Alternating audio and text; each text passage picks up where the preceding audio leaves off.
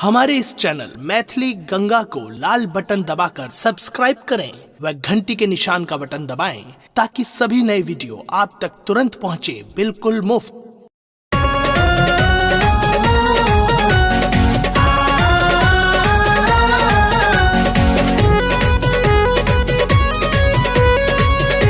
अपनी सुन रही थी गंगा कैसे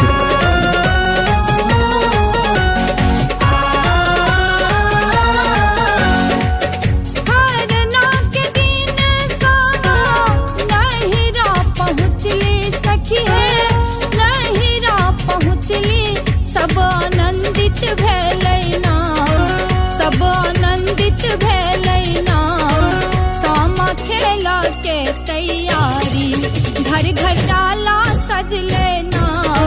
सामा खेला के तैयारी घर घर डाला सज लेना।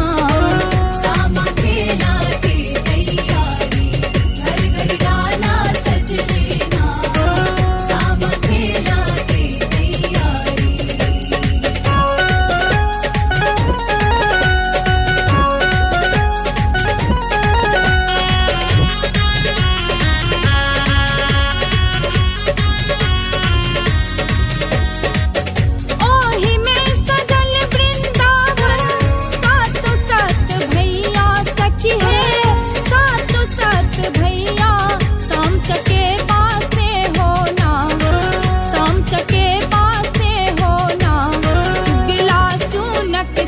हो जरते ओकरा सब झड़ के बैना।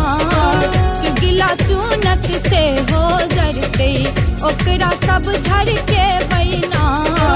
सामा खेला के तैयारी घर घर डाला सज लेना। सामा खेला के तैयारी।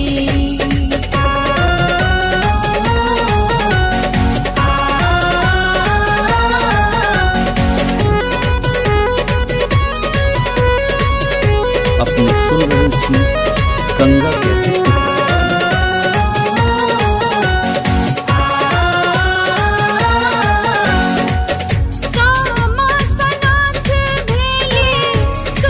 शुभ मनेली सखी है शुभ मनेली। युग युग भैया जी बहना युग युग भैया जी बहना। भाई बहिनक प्रेमक धारा जहिना गंगा बहतैना। भाई बहिनक प्रेमक धारा जहिना गंगा बहतैना।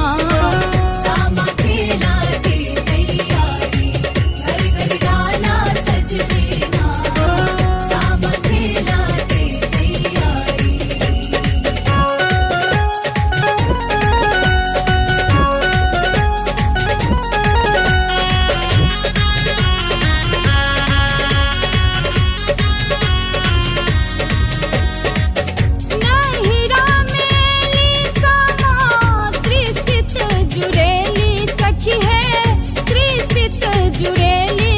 अहिना सब बेरे अभियो ना अहिना सब बेरे अभियो ना।